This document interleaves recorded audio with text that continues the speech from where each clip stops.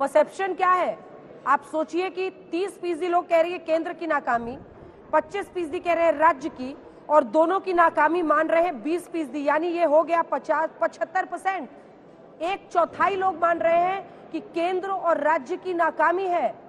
लेकिन संजय निरुपम जी, इसी के साथ ये प्रश्न भी उठता है कि आपको तो 2024 दिख रहा था, वरना राज्य में आप मुख्यमंत्री के खिलाफ अविश्वास प्रस्ताव नहीं ला रहे थे, यहां पर व्यस्त थे नरेंद्र मोदी के खिलाफ अविश्वास प्रस्ताव लाने में, जो कि आपको पता था कि गिरना है।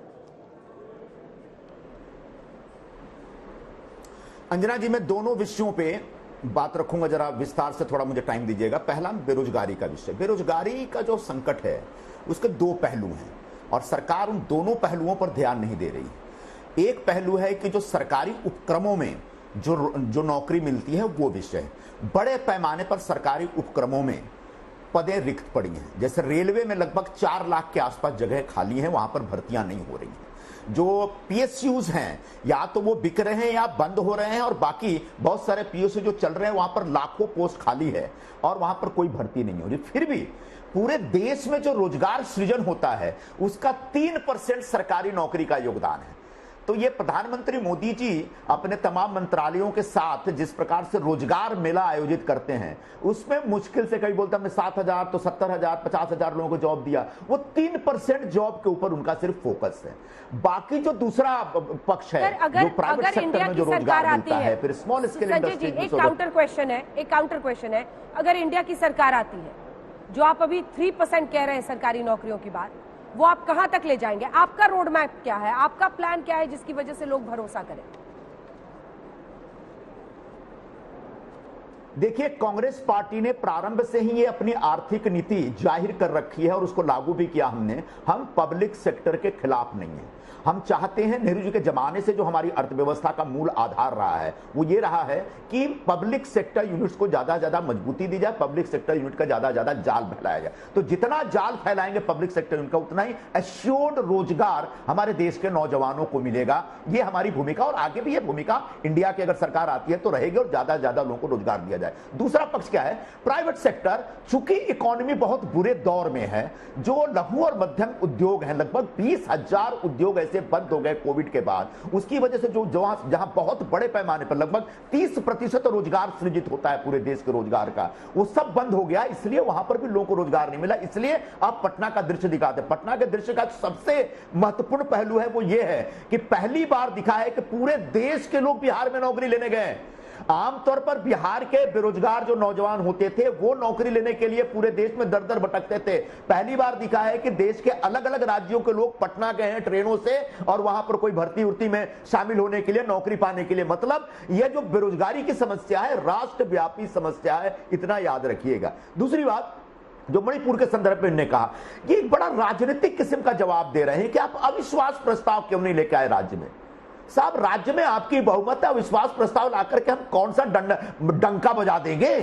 हम आपसे एक संवेदनशील जवाब चाहते हैं। हम आपसे अपेक्षा यह करते हैं कि दो जनजातियां वहां लड़ रही हैं, महिलाओं की इज्जत सरेआम नीलाम हो रही है, बड़े पैमाने पर हत्याएं हो रही हैं, 150 से ज्यादा लोग मारे जा चुके हैं, हजारों लाखों लोग वहां पर कैंपों में रह, राहत कैंपों में रह रहे हैं। सुप्रीम कोर्ट कह रहा है कि आपकी राज्य सरकार पूरी तरह से फेल हो गई है। इससे पहले सुप्रीम कोर्ट अगर इस प्रकार के कोई स्ट्रक्चर देती थी तो केंद्र सरकार तत्काल एक्शन लेती थी, लेकिन हमारी केंद्र सरकार कान में तेल डाल के सोई पड़ी है और इस प्रकार के राजनीतिक जवाब दे दे करके विपक्ष की जो चिंता है उस चिंता को खारिज करने का प्रयत्न होता है, जो कि बहुत ही शर्मनाक। और यही वजह है कि लगभग 75% लोग मानते हैं कि मोदी सरकार और बीरेंद्र सिंह की सरकार, दोनों सरकारें फेल हुई हैं, और इसीलिए दोनों 75% लोगों की ऐसी अपेक्षा है कि वहां पर एक करेक्टिव मेजर उठाना चाहिए था। मसलन राष्ट्रपति शासन लागू करें, मुख्यमंत्री का इस्तीफा लें, और उस आग को बुझाने के लिए दोनों जनजातियों के बीच जो मारामारी चल रही है उसको हमेशा के लिए खत्म करने के लिए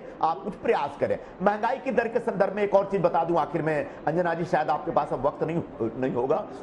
हाँ। मुझे सिर्फ इतना कहना था महंगाई के संदर्भ में कि जैसे ही आज के दौर की बात करिए ना, तो ये 99 और WTO और डंकल प्रपोजल और पता नहीं क्या क्या सुनाने लगते हैं। हमको ये सब नहीं सुनना है साहब। अगर फूड इन्फ्लेशन या सब्जियों के भाव बारिश की वजह से बढ़े हैं तो मसालों के भाव 3 गुने कैसे हो गए?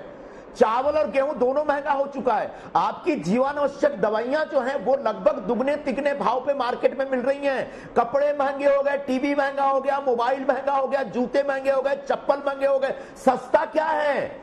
सस्ता सिर्फ जो बीजेपी के लोग गाली देते रहते हैं सरेआम, वो गाली सस्ती है और कुछ भी सस्ता नहीं इस समय देश में। तो मोदी सरकार की बहुत बड़ी असफलता, नाकामयाबी जो है वो महंगाई के फ्रंट पर है। चाहे जितना जवाब देना चाहे दे लें, चाहे जितना डिनाइल मोड में रहना चाहे रह लें, सच है कि सरकार महंगाई के मोर्चे पर पूरी तरह से फ्लैट हो चुकी है, फेल हो चुकी है। महंगाई और मणिपुर दोनों पर जवाब दीजिए। और जहां तक मुख्यमंत्री बदलने की बात है सर, मुझे तो नहीं याद आता कि आपने अविश्वास प्रस्ताव का इंतजार किया था जब आपको गुजरात में मुख्यमंत्री बदलना था या उत्तराखंड में बदलना था, तो कहां आपने अविश्वास प्रस्ताव का इंतजार किया था विपक्ष की तरफ से? अंजना जी, वो बदला नहीं था, उन्होंने तो त्यागपत्र दिया था। परंतु अभी जो संजय निरुपम जी ने क्या बढ़िया सेंटेंस बोला, अरे मणिपुर में तो आपका बहुमत है तो हम कौन सा वहां डंका बजा देते, तो आपने दिल्ली में तो नगाड़ा बजा दिया। और क्या राजनीति की मान्यवर, पहले संसद नहीं चलने दी कि मणिपुर पर डिस्कशन चाहिए, मगर जैसे ही दिल्ली विधेयक आया तो मणिपुर किनारे हो गया क्योंकि गठबंधन आगे था। फिर जब मणिपुर का विषय आया तो आपने तो ऐसा नगाड़ा बजाया कि भाग खड़े हुए। मतलब प्रधानमंत्री जी का उत्तर सुनने तक नहीं रुके।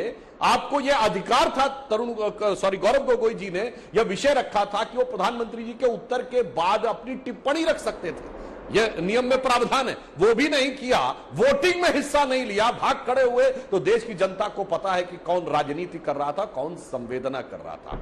अब मैं आपसे कहता हूं मान्यवर, सस्ता क्या हुआ? आज महंगाई की दर 7.5% है, जब आप छोड़ के गए थे 11% थी 2013 में, चेक कर लीजिए। इस बुरी परिस्थिति में भी आपके जमाने से कम महंगाई की दर है। तीसरा विषय आपने पीएसयूज का कहा, तो मैं याद दिलाना चाहता हूं, मुझे लगता है कांग्रेस के प्रवक्ता लोग नेहरू जी के गुणगान में बात की चीजें भूल जाते हैं। अरे भाई, डॉक्टर मनमोहन सिंह जी जब प्राइवेट इकोनॉमी लाए थे तो पीएसयूज के विनिवेश यानी डिसइन्वेस्टमेंट की शुरुआत की थी उन्होंने।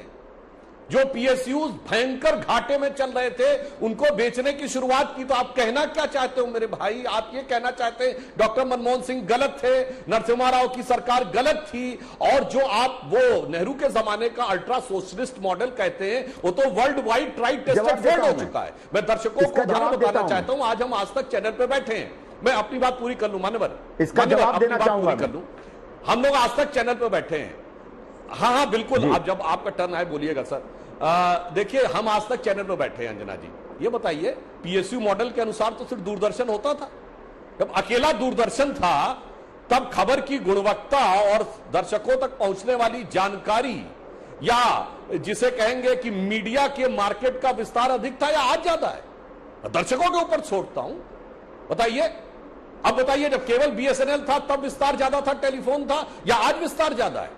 इसलिए ये जो कहने का प्रयास है, ये भारत के युवाओं को उस मानसिकता में बना के रखना है कि नौकरी का मतलब सिर्फ सरकारी नौकरी, जबकि भारत के अंदर वो टैलेंट है। देखिए जाके साहब बाहर, वहां माइक्रोसॉफ्ट से लेके और मास्टर कार्ड से लेके गूगल और पेप्सी के चेयरमैन बन गए। आप कह रहे नहीं जी सरकारी नौकरी। अब मैं वहीं बिहार में समाप्त करता हूं। ये बिहार में वो सरकार है ना जिसने कहा था 20 लाख नौकरी देंगे, 20 लाख सरकारी नौकरी देंगे। अब 2 साल रह गए अंजना जी, 15 लाख तो दे दी होंगी ना? पूछिए बिहार वालों से, इनकी सरकार चल रही है, कितनी नौकरी दे दी? ये मजाक उड़ाना था बिहार की जनता का।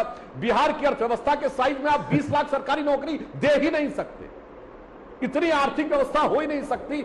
सिर्फ मजाक उड़ाया, या मैं कहूं सुनने में शायद भूल हो गई होगी, तेजस्वी जी ने यह कहना चाहा होगा, जब उन्होंने 10 लाख कहा था तो नीतीश कुमार जी ने मजाक उड़ाया था। जब नीतीश कुमार जी उनके साथ आ गए तो 20 लाख पे हाँ कहने लगे। मुझे लगता थोड़ी गलती हो गई, उन्होंने कहा होगा 20 लाख नौकरी नहीं देंगे, 20 लाख में नौकरी देंगे, यानी 20 लाख रुपए जो देगा उसको नौकरी देंगे। जैसे अभी आ रहा ना कि वो जमीन लेके और लाखों रुपए की जमीन लेके नौकरी देते थे, शायद वो बात रही हो तो बात अलग है। अन्यथा बता दें 20 लाख में से कितने लाख नौकरी दे दी, अब 2 साल रह गए सरकार। छोटा सा जवाब इसका, छोटा सा जवाब। बिहार सरकार की 20 लाख नौकरियों के बारे में वो प्रश्न ये तो इनको ये हाँ बहुत अच्छा प्रश्न पूछा उन्होंने। और बिहार सरकार में जो आज मंत्री या उप मुख्यमंत्री, मुख्यमंत्री या उप मुख्यमंत्री, उनके एक बयान को याद करें या उनके वादे को याद करके बोले बिहार के लोगों का मजाक उड़ाया गया। जब इन्होंने कहा था कि 2 करोड़ लोगों को नौकरी देंगे, तब वो किसका मजाक उड़ाया था? क्या तब उन्होंने कहा था कि भाई 2 करोड़ रुपए दोगे तो नौकरी देंगे? क्या इसका अर्थ यह लगाया जाए? तो कृपया करके अपने गिरबान में भी झांकिए, मैं आपसे निवेदन ये करता हूं। दूसरी बात, प्राइवेट इकोनॉमी, प्राइवेटाइजेशन का मतलब ये नहीं है कि पब्लिक सेक्टर यूनिट्स को बेच डालना है या सारे के सारे पब्लिक सेक्टर यूनिट्स को बंद कर देना। हाँ, हम गर्व से और फख्र से कहते हैं कि 1991 में जो एक जो प्राइवेटाइजेशन की जो एक पॉलिसी लाई गई, जिसकी वजह से इंडियन इकोनॉमी को ओपन किया गया, वो हमारा एक जानबूझकर सोचा समझा फैसला था। सिर्फ एक लाइन में जवाब, सिर्फ एक लाइन में जवाब सुधांशु जी, जल्दी से, सिर्फ एक लाइन में। प्राइवेटाइजेशन 91 का वो क्लेम इन्होंने जो कहा था, मैं संजय जी के ही वक्तव्य से कहता हूं, इन्होंने खुद कहा कि सरकारी नौकरियां अधिकतम 3% मिल सकती हैं। सरकारी नौकरी नहीं, प्रत्यक्ष या परोक्ष सरकारी व्यवसाय। तो मान्यवर 2 करोड़ नौकरी नहीं, 2 करोड़ रोजगार के अवसर कहे थे। तो पूरे भारत में कितने होंगे? अगर आप 3% मान ले तो 1.4 का अगर आप 3 करेंगे तो कितना हुआ? 5 करोड़।